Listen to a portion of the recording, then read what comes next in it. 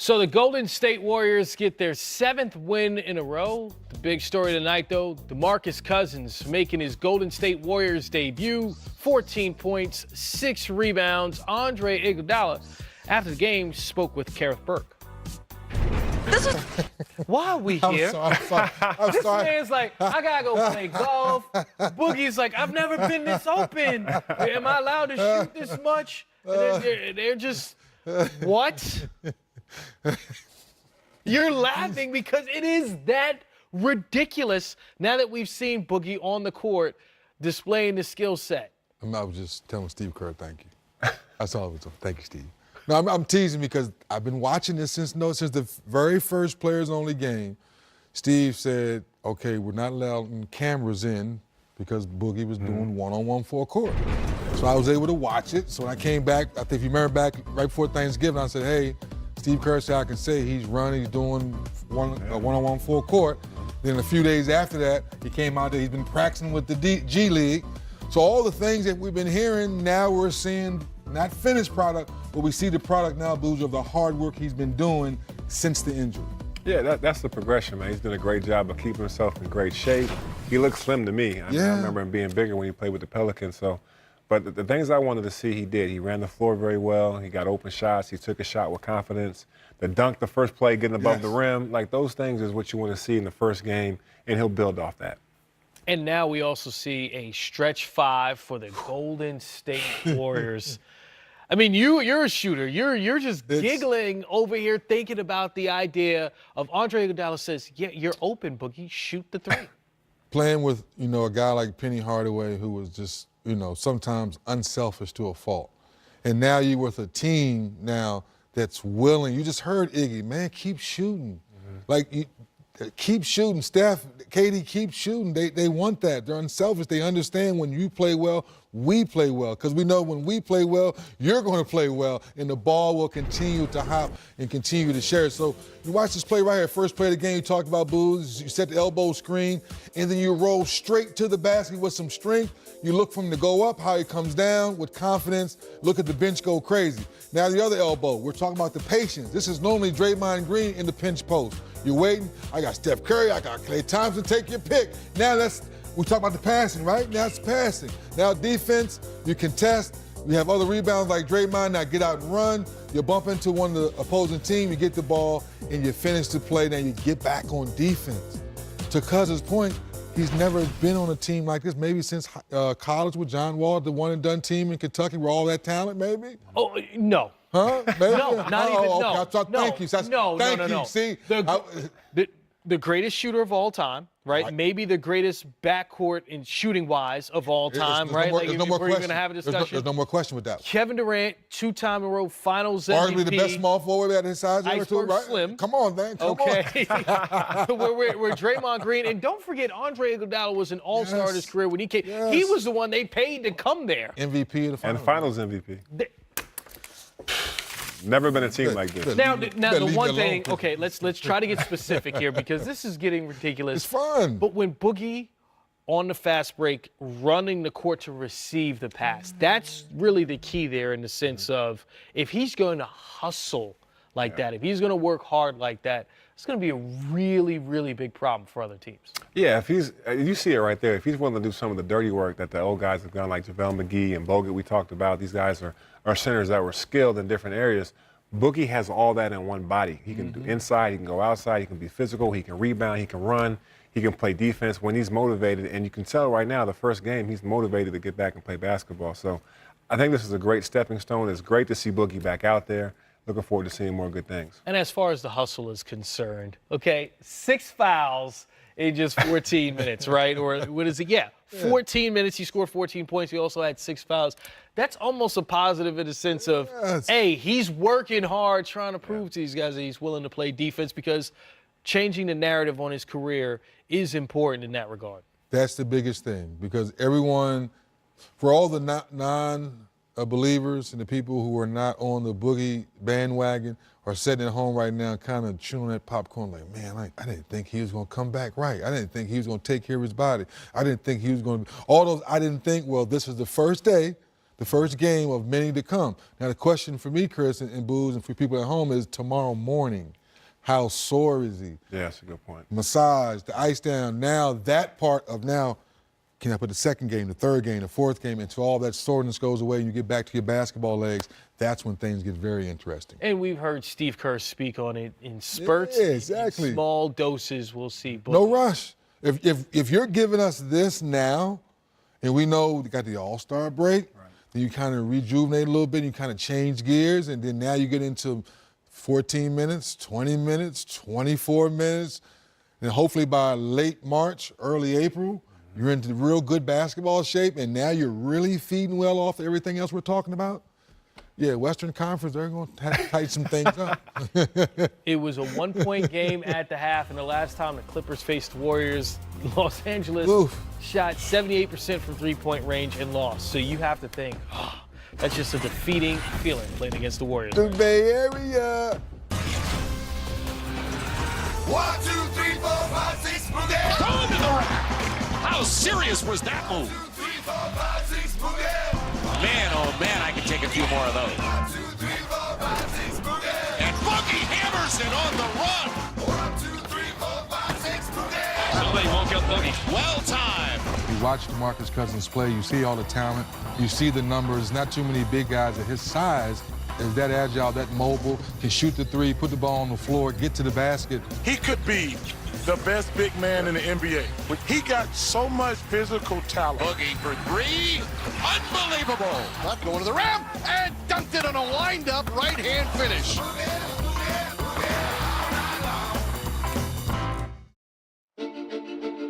And DeMarcus Cousins can't go. He's holding that left lower leg area in the area of his Achilles. It's one of the most unique free agent situations we've seen in a lot of years. I'm a warrior. In gigantic news, DeMarcus Cousins has agreed to a one-year, $5.3 million deal with the defending champion Golden State Warriors. No dropping me to the ground, 'cause it's going down, undefeated.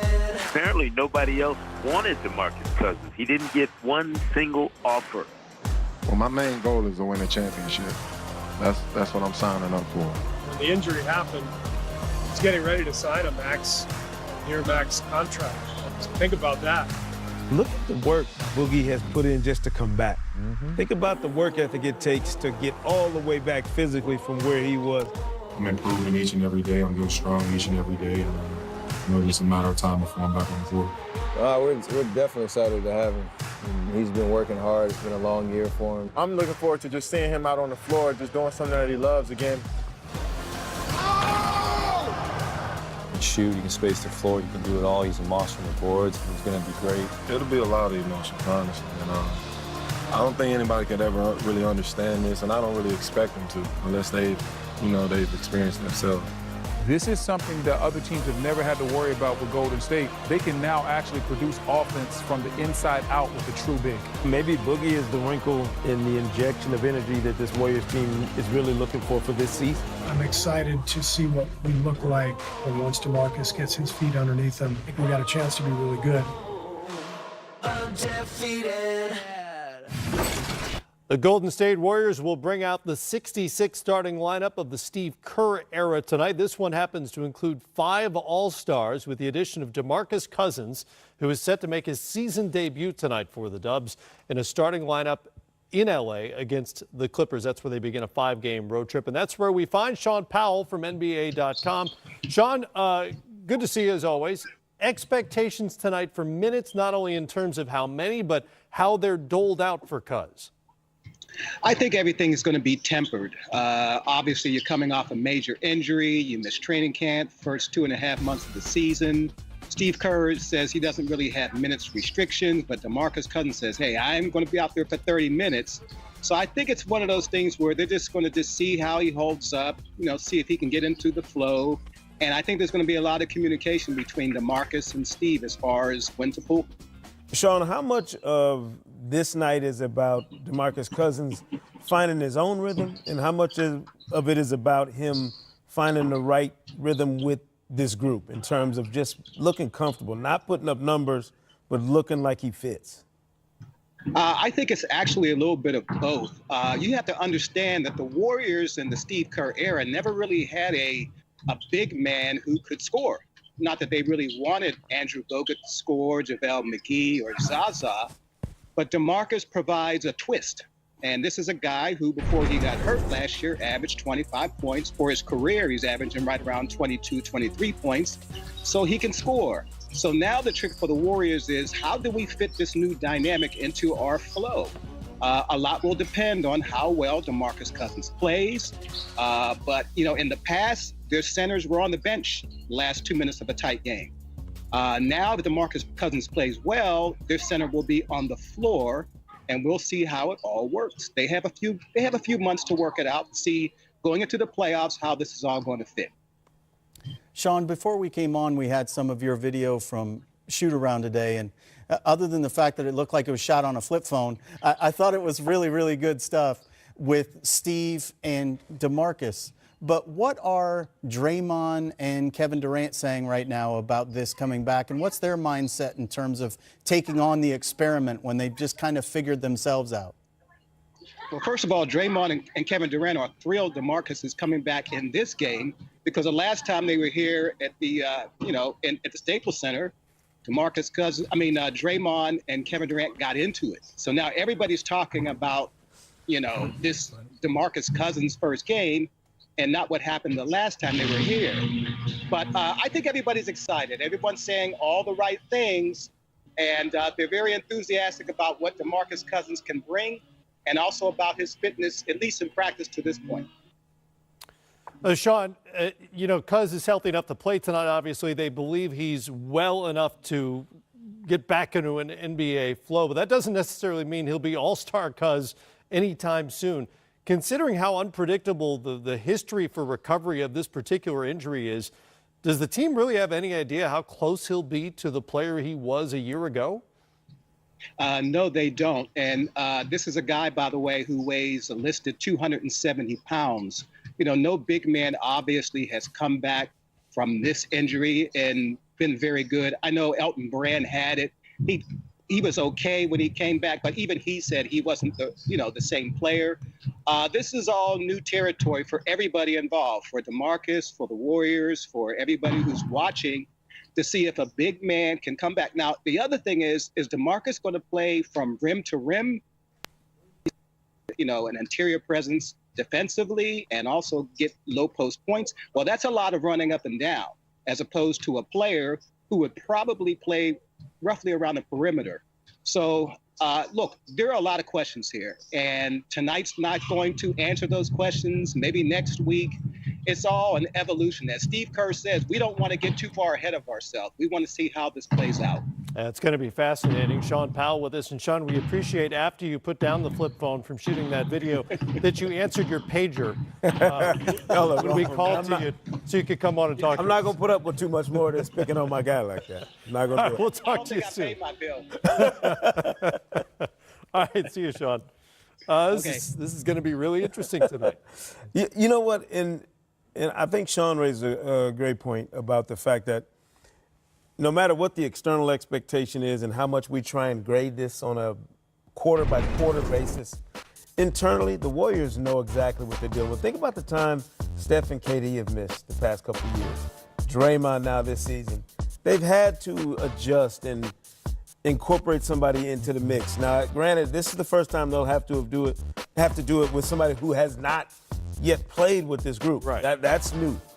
But the idea that they understand the measured tone you have to take in these situations gives me a good feeling about what Steve Kerr and his guys are doing. They wouldn't throw him out there if there was any hope of anything other than a smooth transition for Boogie Cousins. Well, and we talked about it before the show, too. Some people have likened this to a midseason trade, where they have a big advantage over anyone who acquired a player like this midseason. Is Boogie's had the whole year to get to know all of them on a human level. They've gotten a whole year to start to trust and understand what he's all about. So they're ahead of the curve in terms of introducing him. But let's not kid ourselves. This is going to be a lot of upheaval in the lineup. There's a reason KD went for 51 when Steph Curry was out. enough mouths to feed over time can be a problem until they all decide that they're willing to sacrifice to the level they need to. It's also a lot easier to get along when the most volatile guy, the biggest personality on the roster, is on the sideline in a suit, right? It'll be really interesting to see what happens when he's on the floor. I think Draymond would take offense to that. I mean, Draymond would dispute that anybody could own that title over him. It's neck and neck. He at least wants to stay on. But at least with Draymond, get Draymond, thrown out of a game this season in which he was not participating. Exactly. At least with Draymond, you go, oh, that's just Draymond. They're used to it, right? I mean, that's been his role, to be sort of their dirt worker, they're nasty, right? He's supposed to be their edge. Right. So now they have two guys that bring edge, and it'll be really interesting to see what happens when they're thrown into a situation where it's a highly competitive moment. Cousins' debut tonight as the Warriors start their 5-game road trip in L.A. against the L.A. Clippers. Back with more here from Atlanta